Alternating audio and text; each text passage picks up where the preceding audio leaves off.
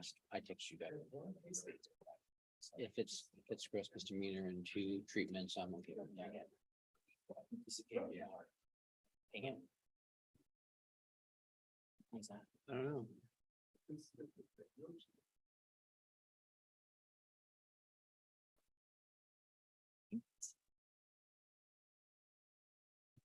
Well, thank you.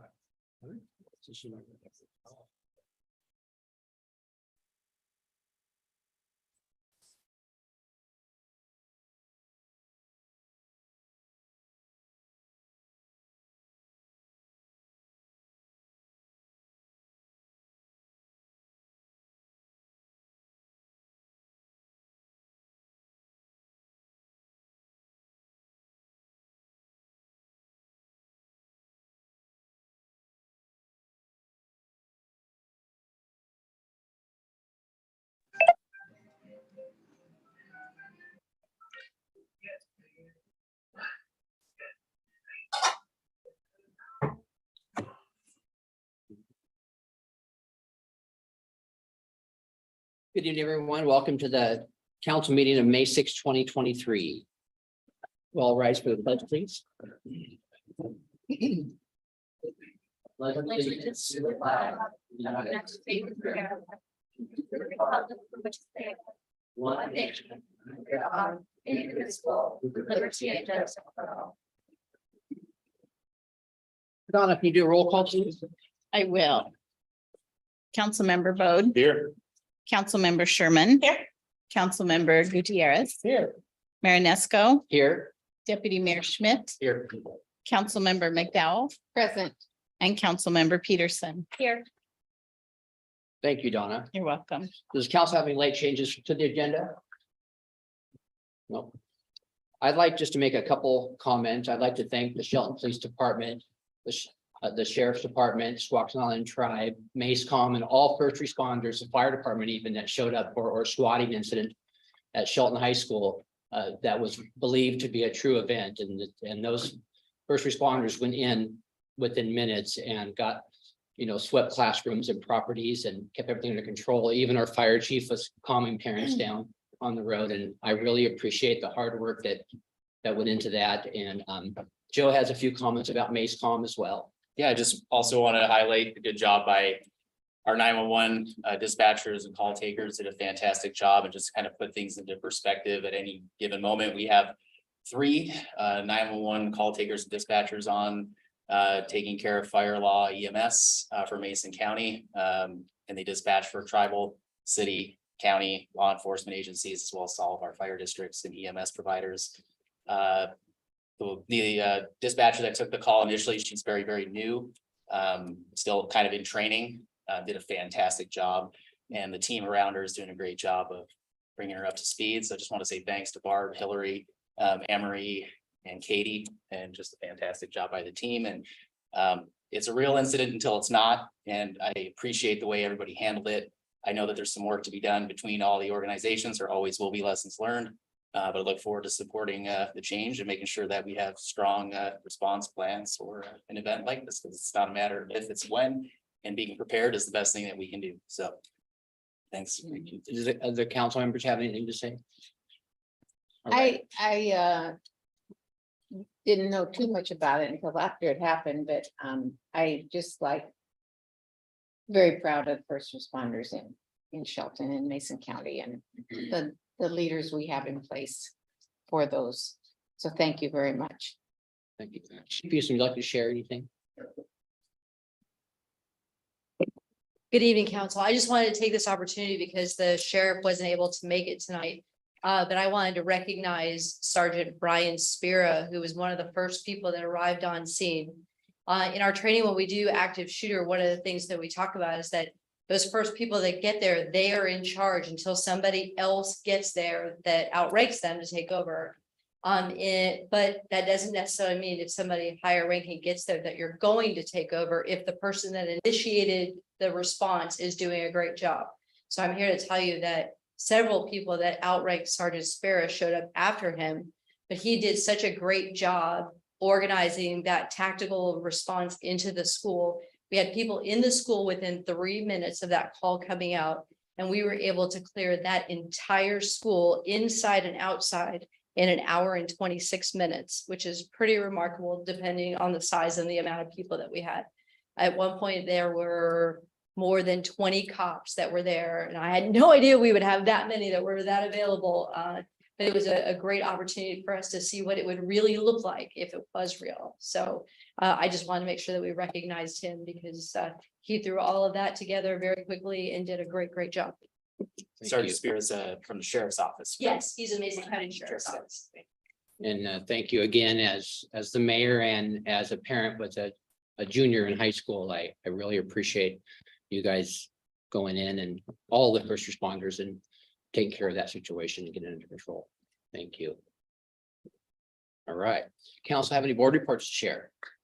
Shelton Metropolitan Parks Okay, District. We had a Shelton Metropolitan Parks District Park Advisory Board meeting last Monday, and Northcliffe Park is coming along, and we have acquired some funding for some new equipment up there. And we're going to have an event in June, I believe, of having the city and the residents in the area come together and do a work party and put together the new playground. So that's the report. all right. Anything else? All right, move on to our consent agenda. Has everyone reviewed the items consent agenda? We have a motion. Move to approve the consent agenda as published. I second it. All right, we have a motion and a second to approve the consent agenda as published. All in favor, say aye. Opposed? Motion carries. Next, we have an agenda as a presentation from Finance Director Mike Givens.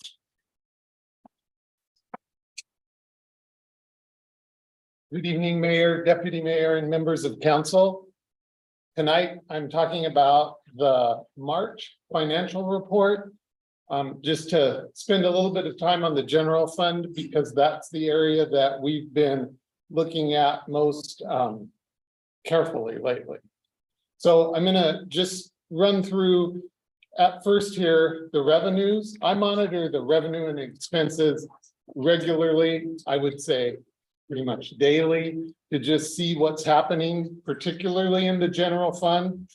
Since we have the benefit really of 2 months past March at this point that I can look at and give you a little bit more detail on, I wanted to share with you that beyond what the financial report officially covers, I'm pleased to report that property taxes are at target for the first half payments. That's looking good because those of us that went through public finance during the Great Recession, you could see signs that things were changing at that first half payment, and things are looking solid, and there's certainly no sign that there's anything changing there. As well, sales and use tax is holding steady. It's showing no decrease. I would say the increase over 2022 is probably just due to inflation and the higher cost of goods and services. So it's slightly above where we were at March of 2022.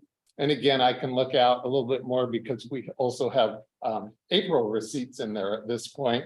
So overall revenues are trending where I'd like to see them for 1 quarter of the fiscal year, which is what the end of March represents. I see no indication that our revenue picture will worsen. We're still forecasting to be down about 1.8% below budget.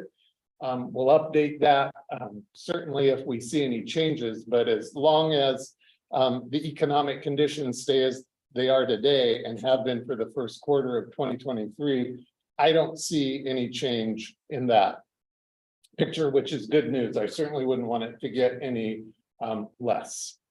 As I mentioned at last month's report, the general fund expenses exceed revenue. I'm just going to skip ahead here a little bit to not aiming at you, Mark. I hope. Anyway, maybe I'm going to go to page 4 if we could.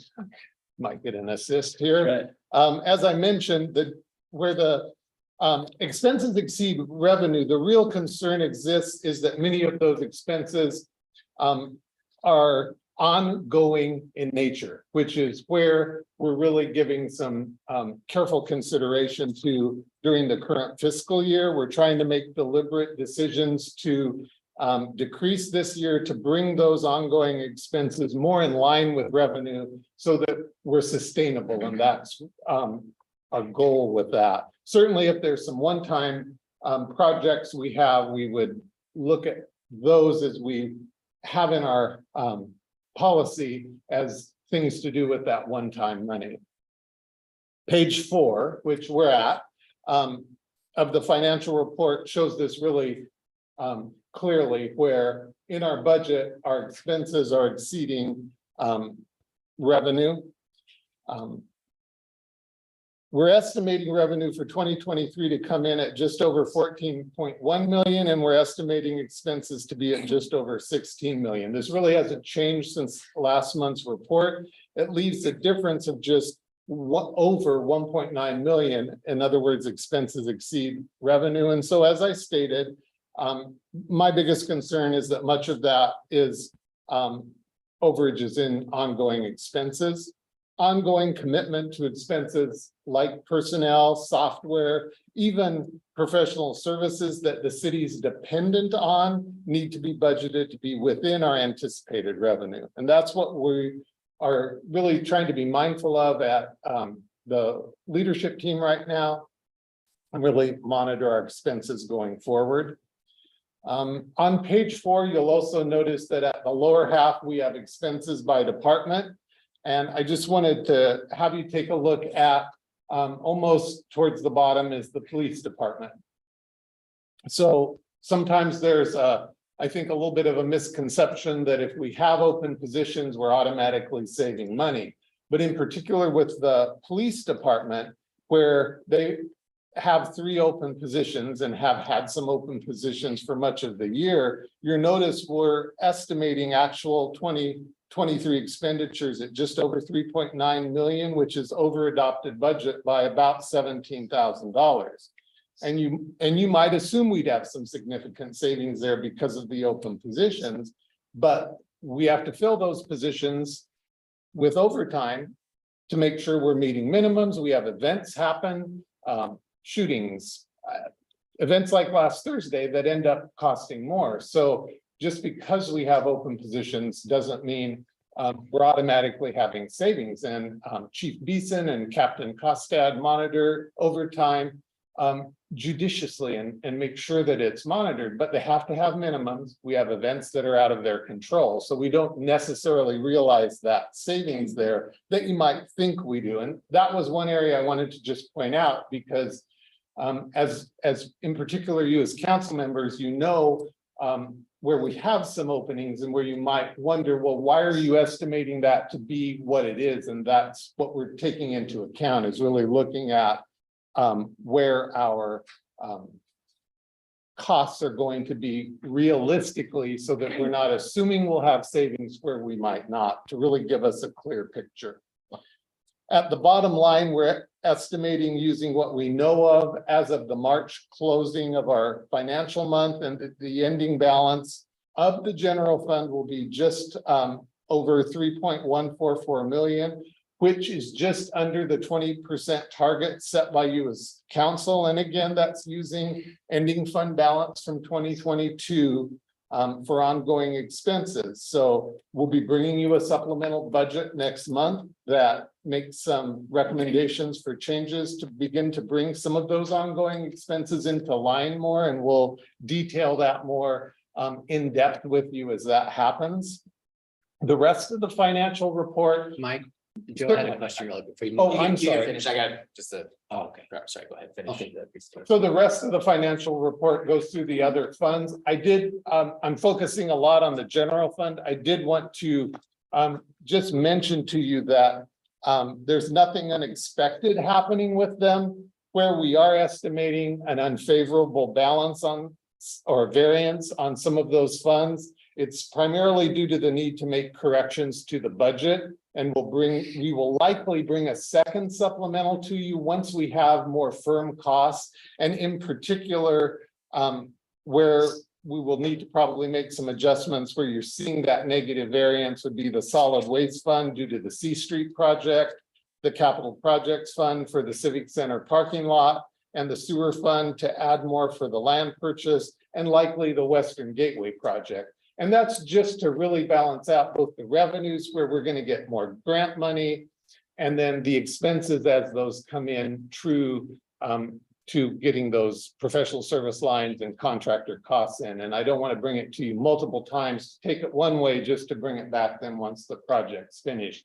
Nothing's out of line, I would say, from what you expected. It's just we need to make, well, maybe C Street would be an exception to that, but we just need to make some corrections to make that true to what's actually happening. But we'll likely do that separate from this first supplemental once we have those costs in line. So that concludes the report, and I'm happy to answer questions now. I appreciate the reporting, something that's, I think, maybe an interesting data point for us to look at, and would be, I'm curious if it's something we can start incorporating into these reports, is the FTE hours or the FTE equivalents. How many employees are we burning a month, essentially each reporting period, however you would look at that, but I know we have 90 to 100 or so FTEs in a monthly period.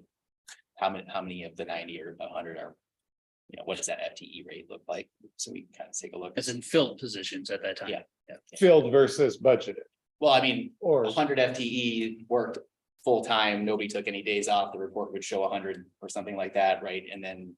okay, So, are we 75, 80? Mhm. Kind of interested to see how many, okay, we'll take a.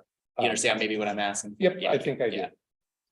And a large portion of this ending fund balance is because the council, we wanted to hold people accountable. So we signed a deal with the Squally, and we're allocated $1 million out of the general fund reserves for that. Correct. And we may not use all of that, but that is what we said we would spend. So And we're really trying to give an estimate here on what's happening in the first quarter to be realistic and not assume we're going to overuse that, but we don't know.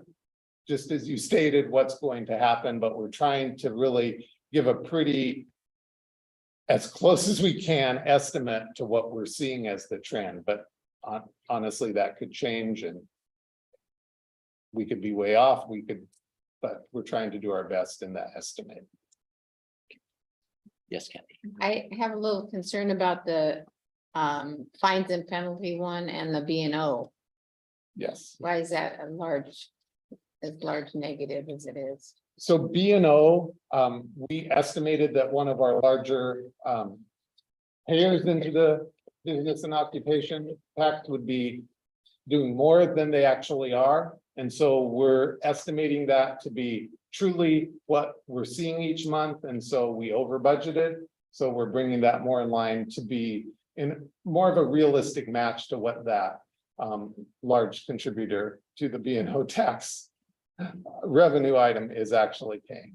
Okay, and then the fines and penalties, They are just down. We're not, I think our municipal court administrator spoke to this a little bit in our financial sustainability task force, but there's just not as many traffic, Mhm. I don't want to just put it on traffic No. violations, but violations of any kind where people are cited, they're just not bringing in as much as we budgeted. So I saw that, to be honest, trend, but one, I think in municipal government, put that a little bit on the pandemic, driving things down and unsure of when it would recover, but we probably realistically need to match that more closely to what we've seen in 2022 and 2023. So we're not having to show such a big variance. And I'm kind of, that's not a huge budget area, but it's certainly one where you don't want to be way off. So if we were to under budget it and come in over, I find that to be a lot better on the revenue side of things. So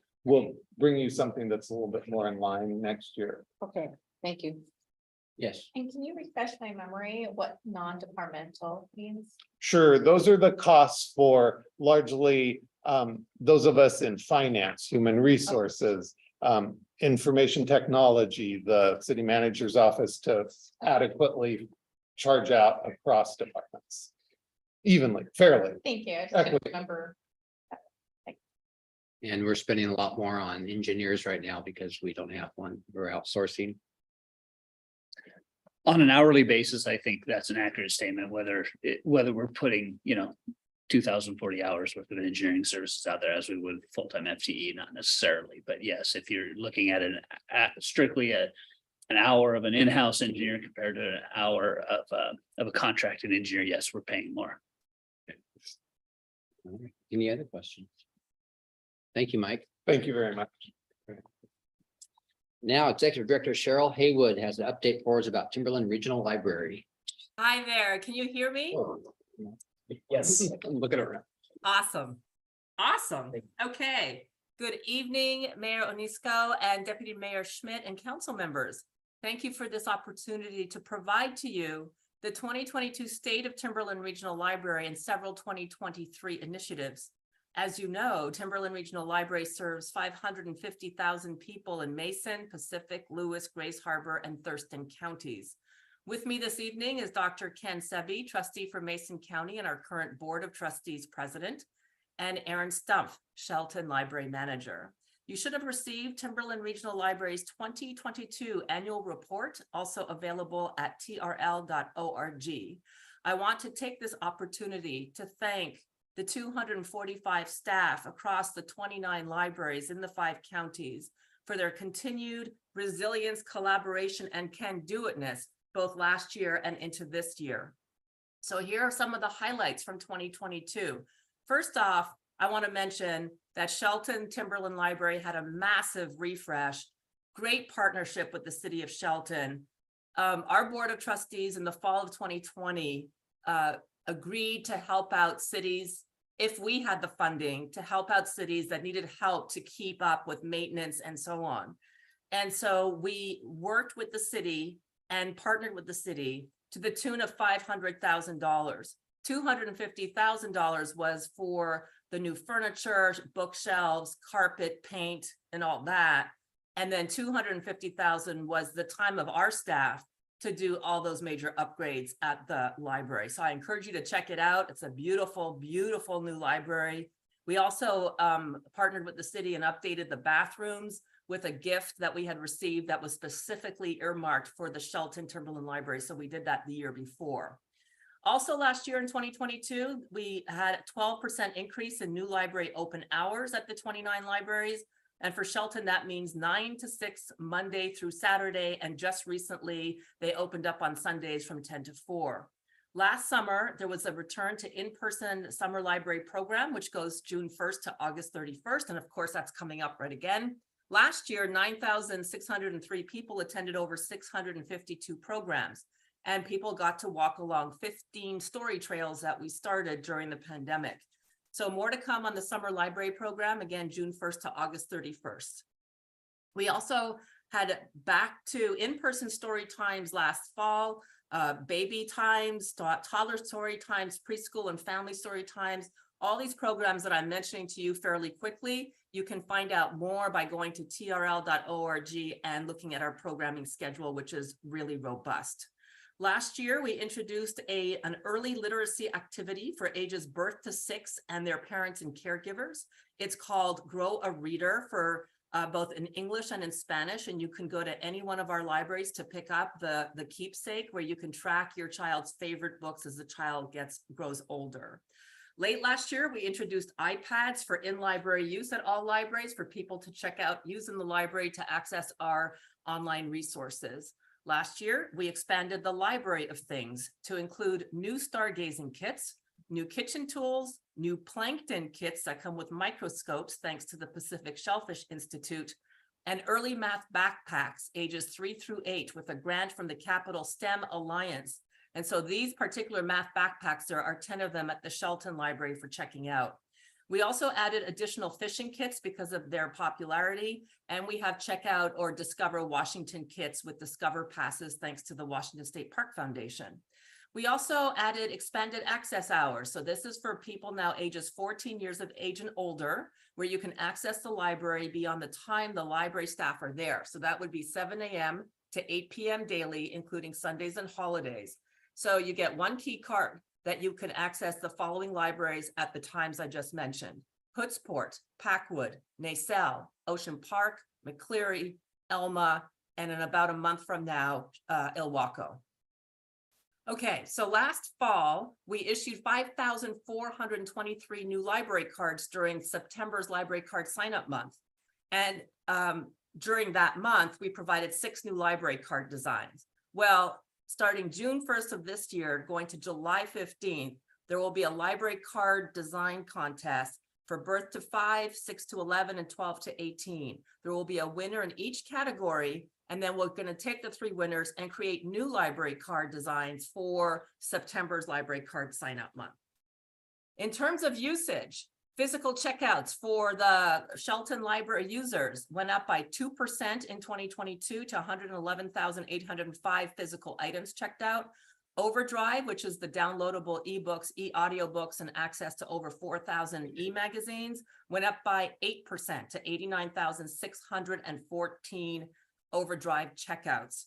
There are 34% of the population, that is at 9,919 people, are using have active library cards with us. So here are some highlights for this year.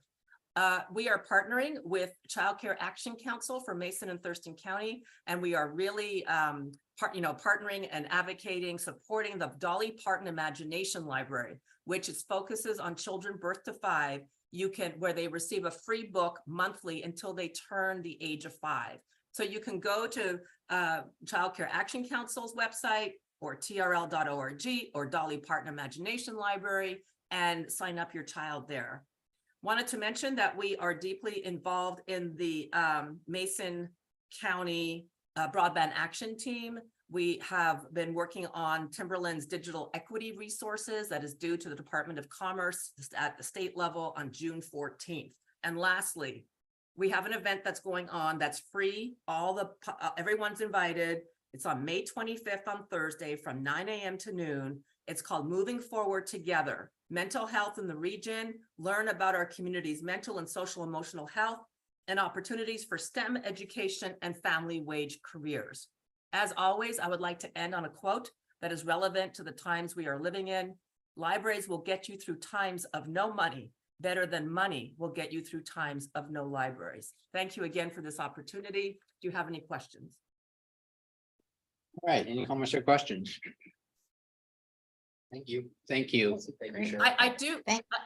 Thank you. I do have one. I gave a presentation last night to the Elma City Council, and there was a person on Zoom who's a consultant for their city. And after my presentation, he spoke quite a bit about Grant Select, which is one of our online resources for grants. And he was saying that he had identified over 66 grants from that database that could help the city of Elma. So I just wanted to mention that at this moment. Thanks. Thank you very much. Thank you. There are no business items this evening. Public Works Director Jay Harris has information for us about a contract order.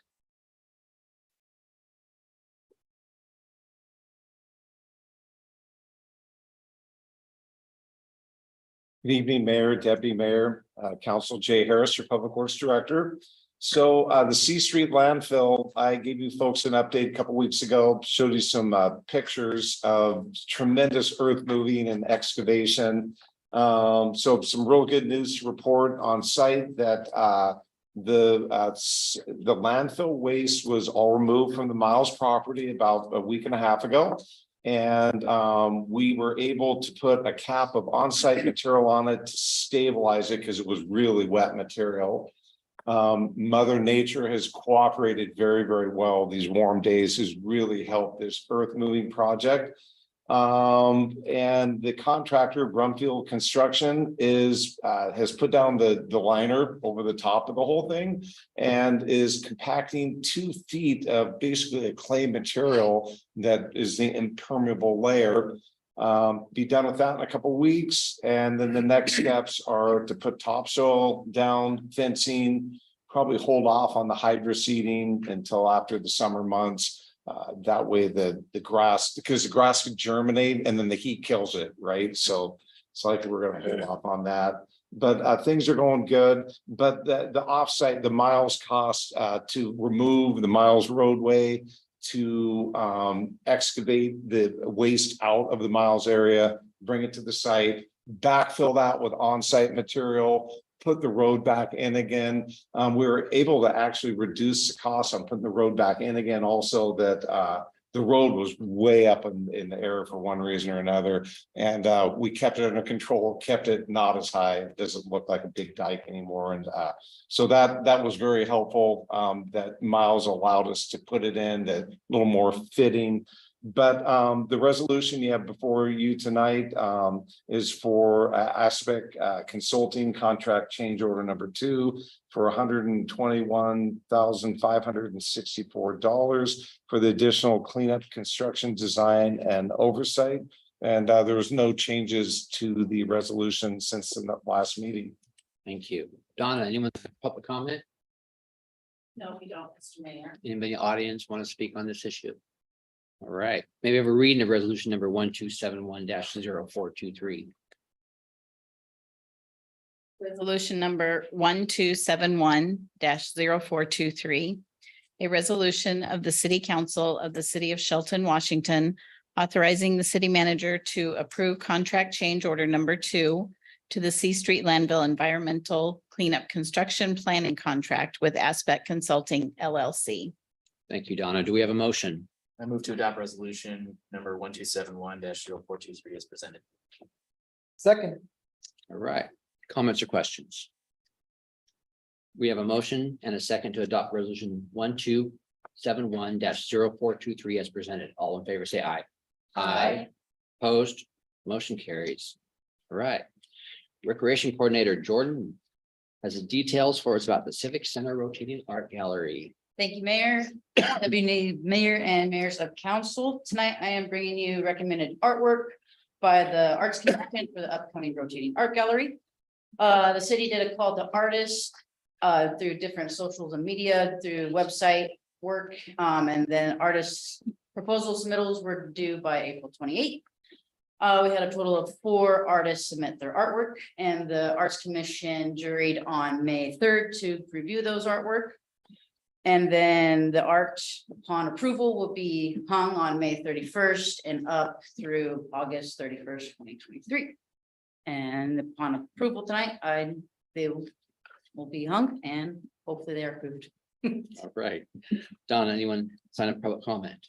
No, Mr. Mayor. Anybody like to speak on this? All right. Do we have a motion?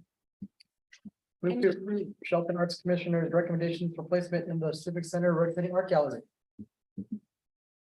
Second. Comments or questions? Those are great. Great artwork. As I say every time. I'll let It's the a Arts great, Commission know. huh? So I'll let the Arts Commission know. Yeah.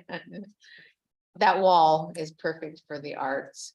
It would be nice to have another wall somewhere that we could We can look into it. expand on. Try to find a couple walls in the building. Yeah, but Thank no, you. those are great. Thank you. Thank you, Jordan. We have a motion to second to approve Shelton's Art Commission recommendations for placement of Civic Center Art Gallery. All in favor, say aye. Aye. Opposed, motion carries. All right, Mark, you have city manager report. Got a few things for you tonight. Thank you, Mayor. Yeah. Council members. Just a few comments on the cleanup event last Saturday. We're hoping it would be more highly attended. It was maybe the heat, didn't motivate people too much. So we got a couple dump truck loads of trash and debris loaded out of there from our residents in the community. Probably in the 2.5 ton range. So not what we I guess hoped, but it's still some progress. The next week, next Saturday, this coming Saturday, we'll duplicate that event. Same place, northeast corner of First and Grove. And we hope to have more people out there taking advantage of the service and cleaning up the yard and making some progress there. Would that be the 27th? 20th. 20th? Yep. This Saturday. Late breaking news, the legislature approved a fix the Blake decision addressing possession and use of drugs in public. We haven't had a chance to really look into that deeply, but it sounds like at least that it meets will meet the city's needs and what we were looking at with the city attorney and some other communities and their fixes that were previously approved by by them leading up to this special session. So we're quite thankful that the session lasted one day essentially, and that we have resolution moving forward. 75 pages. Yes, yeah. And Mark, I want to thank you and Yes. city staff for working with our attorney and keeping council in the loop as we work towards the possibility of that not happening. So we were prepared if that were not to come through. I'm glad to hear that there is a decision at this point, but appreciate the legwork on the back end to make sure we were prepared for that scenario. Yeah, absolutely. I think it's important to mention that we've been in contact with Mason County the whole time too. It's really important to have some consistent regulations, laws, if we can, particularly regarding this type of activity in our community. So it's been great to have that relationship moving forward with Mason County as well. The city was most recent or very recently notified that both wastewater treatment plants were awarded outstanding performance awards for 2022. There was 109 plants statewide that achieved this goal, and it's it's quite an achievement. I don't know how many years in a row, Jay. How many years we can give? Yeah, good question. It's been a long time. Yeah. As long as we've been on Yeah, council. so it's a testament to our staff Yeah. and the work they put into this, the maintenance program. And it's very, very important for our environment, our industry, our shellfish industry, namely out in Oakland Bay. So I believe they usually deliver some awards at some point later in the year, and we'll certainly have a little recognition for the folks that make those awards possible and that recognition possible for the city. And then the last thing is just a reminder of the study session next week on Tuesday. Our public works staff will be talking about the downtown corridor and street trees and some of the issues that we're facing there. And we've talked about for some time, really leading back to, the downtown visioning project in 2015. So trying to meet the goals of the downtown visioning project, keep some of the infrastructure in place and utilizing the resources that we have available to us, but also addressing some of the deficiencies and problems that we have down there by these trees that are aging out here in the near future. So that is all on my list tonight for you. Thank you, Mark. Comments or questions for Mark? All right, at this time, members of the public are invited to make public comment on any topic that's not listed on the agenda. Don, anyone signed up for public comment tonight? We do, Mr. Mayor. Our first speaker is Athena Ayers.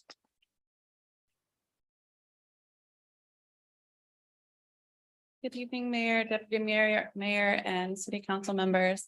I'm here this evening on behalf of Community Lifeline and just to share some updates, both good and bad, with you very quickly. The good news, I suppose, first, is also part of the legislation. State Representative Dan Griffey supported Community Lifeline in achieving a capital improvements grant for $103,000.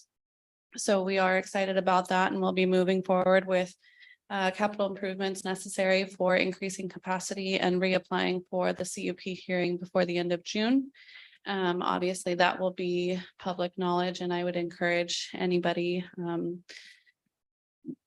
on both sides of the fence for that to attend that CUP hearing when it is posted.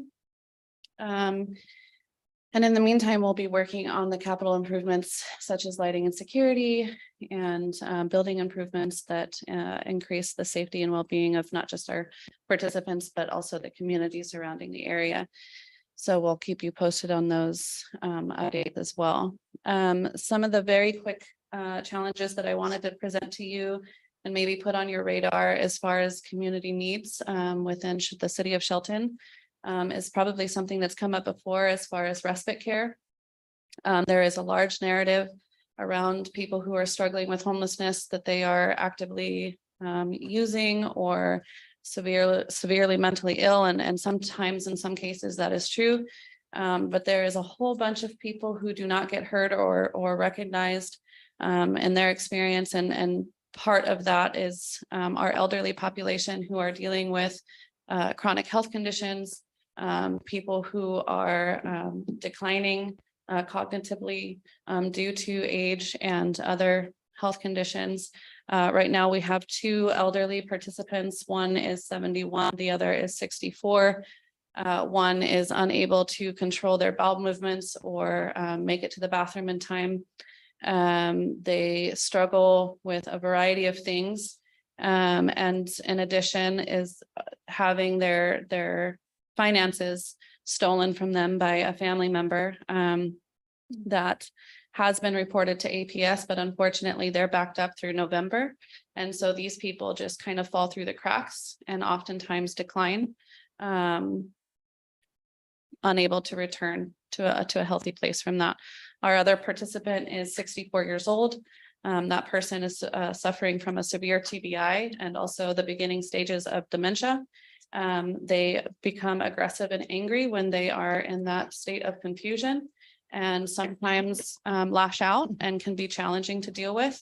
They do not have family here. Their closest family is in Ohio.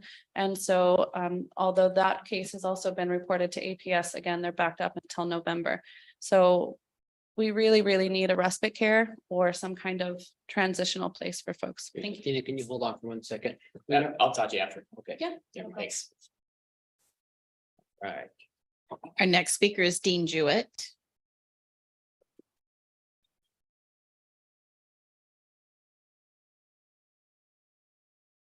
Morning. Just want to have a couple positive notes. I know the city worked really hard on the Gateway project. I can appreciate that. It's a good foundation, a good setting. It looks good heading out Railroad Avenue. So appreciate that. Kathy, your moxie and sticking to us for your park, you know, for the basketball courts and stuff. Farmers Market, those are big feathers in our cap. Thank you. I appreciate it.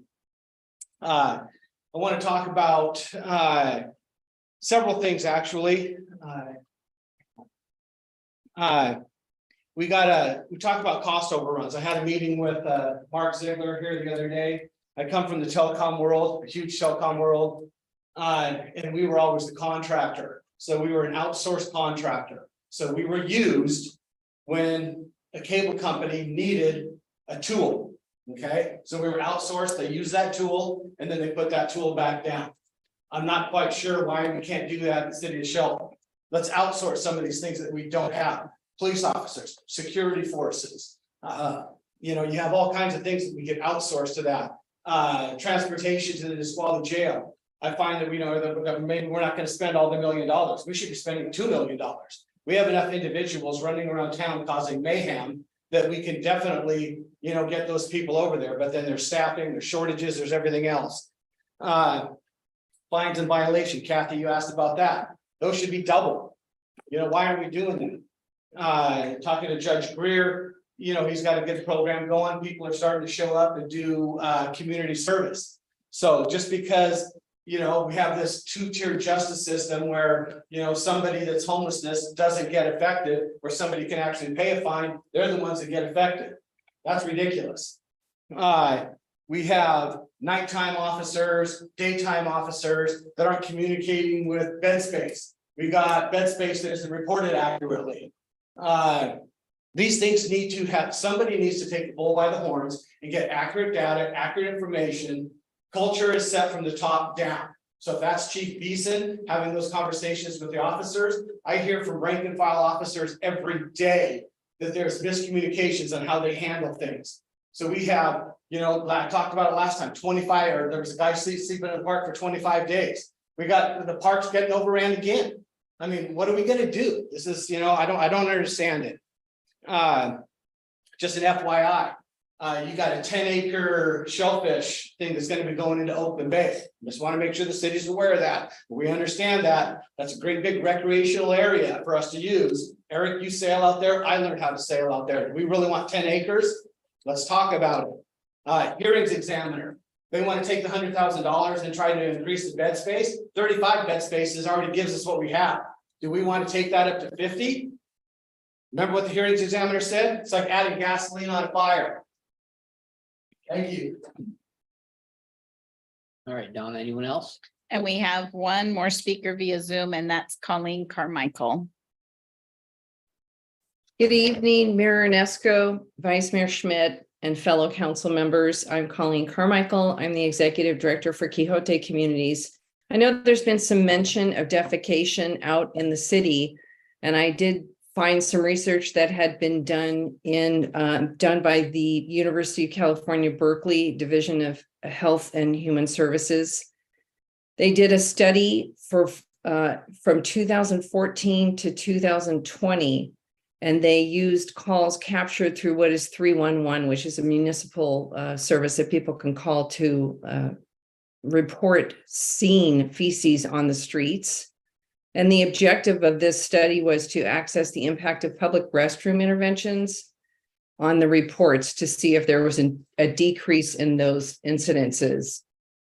In 338 days, with the installation of new restrooms, they saw that the reports went down from 49 a week down to 36 a week. Also, if they put an attendant at some of those restrooms, again observed for 390 days, the count went from 22 per week down to 20. And in a specific neighborhood where they observed for 286 weeks, the number of calls went from 68 down to 50. So it is showing and telling, I think we've discussed this before, that public restrooms might be an intervention for that. The results obviously suggest that new restrooms and provisions of attendance can improve access to quality of sanitation facilities, thus reducing open defecation for vulnerable populations without access to other sanitation. Unsheltered individuals in neighborhoods with poor access to sanitation may be at greater risk of exposure to fecal contamination from open defecation. Feces of humans as well as dogs may contain harmful pathogens that pose public health risks to homeless communities and those neighborhoods. And poor sanitation is known to contribute to factors of spreading infectious diseases in communities worldwide. Lastly, the United Nations General Assembly passed resolution in 2010 and reaffirmed in 2018, declaring that adequate access to safe water and sanitation are essential human rights. And lastly, in refugee camps, the standard for sanitation is that there should be at least one toilet for every 20 persons, and no person should be dwelling further than 50 meters from a toilet. So I just bring these up because I know there's a lot of cost discussions going on and ways the cities can reduce costs. And when your public works are out there having to clean that, and you're having also police officers and other people being called to the scenes, it's just another way we can look at as a potential cost savings for the city. So thank you so much. Thank you. All right. Anybody else, Donna? No, that is all, Mr. Does Mayor. anyone in the audience like to speak on any issue that was not on the agenda tonight? All right. Council have any new items for discussion? Right, our next meeting is Tuesday, June 6th at 6 p.m.